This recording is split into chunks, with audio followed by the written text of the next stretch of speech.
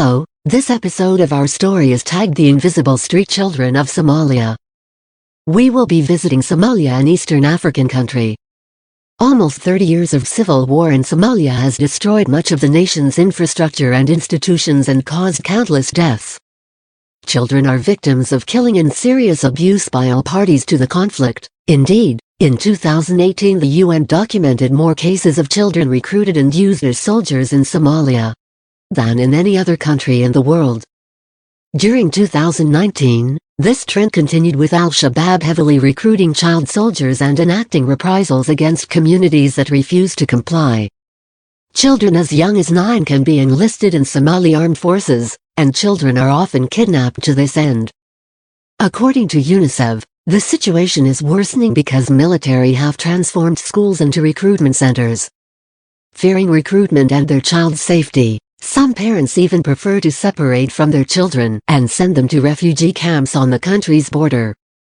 The United States of America's military continues to conduct airstrike bombings in Somalia and other military operations which have been proven to kill civilians and are likely to kill and injure children. Equally, Al-Shabaab continues to conduct indiscriminate attacks against civilians which, in 2019, led to over 750 civilian deaths and injuries. War has heavily affected schools and hospitals, with many damaged or destroyed, and access to them impeded partly by conflict factors. Children in Somalia are consistently unable to enjoy fulfillment of their rights due to the severely difficult context in which they live. Children are vulnerable to serious risks which undermine their safeguarding, including forced displacement, access to education, recruitment as child soldiers, sexual abuse, marriage and child labor. Somalia is one of the world's most fragile countries. The decades-long humanitarian crisis in Somalia is a protracted complex emergency consisting of devastating drought, flooding, malnutrition, food insecurity, disease, war and the internal displacement of over 2.6 million people. The most pressing needs of affected people as identified by the United Nations Office for the Coordination of Humanitarian Affairs include access to basic services such as protection of vulnerable groups of internally displaced persons from abuse including sexual, gender-based violence, providing livelihood opportunities, increased resilience and needs of hard-to-reach populations who are affected disproportionately. Somalia is one of the 10 poorest countries in the world, with an estimated 43% of its population living in extreme poverty on less than $1 per day. Somalia's young population is comprised largely of children. 42% of the population is children between 0 and 14 years old, and of nomadic who account for over a quarter of the people in the country. Historically, Somalia has endured over 100 years of violent British and Italian ruling, which ended in 1960. After which Somalia swiftly accrued a mountain of debt, partly due to reckless lending. This heavily contributed to internal divisions in Somalia today and the diverse problems the country continues to face. Somalia can be a deeply difficult place to live for children, particularly girls. Many measures have been taken by the nation in recent years to improve the child protection framework.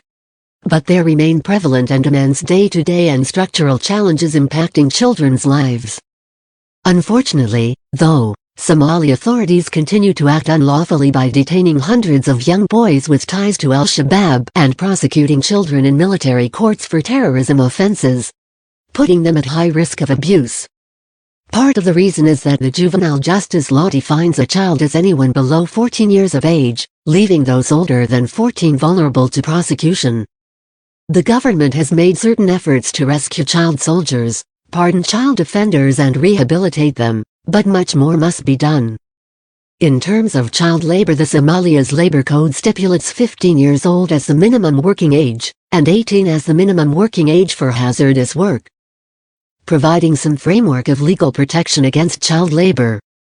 Furthermore, child trafficking, commercial sexual exploitation, and compulsory state or non-state military recruitment are not prohibited under national law. Free public education is enshrined in the General Education Law since 2011, although the state struggles to retain teachers at salaries it can afford. Nonetheless, Encouraging actions have been taken with the passing of a bill criminalizing trafficking for sexual slavery in 2018. However, in 2016 the rate of female genital mutilation for women and girls was the highest in the world, at 98%.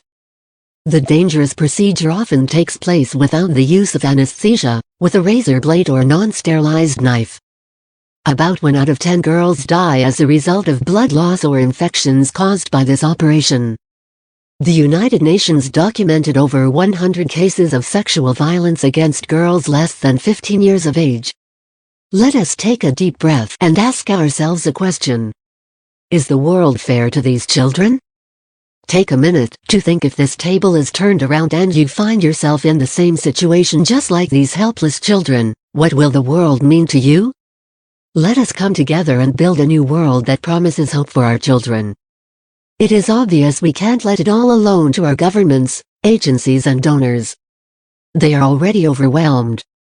Join us today with millions of people all over the world. Let us help Somalia. Let us help these children all over the world. We will continue to tell you the stories of these children across the globe.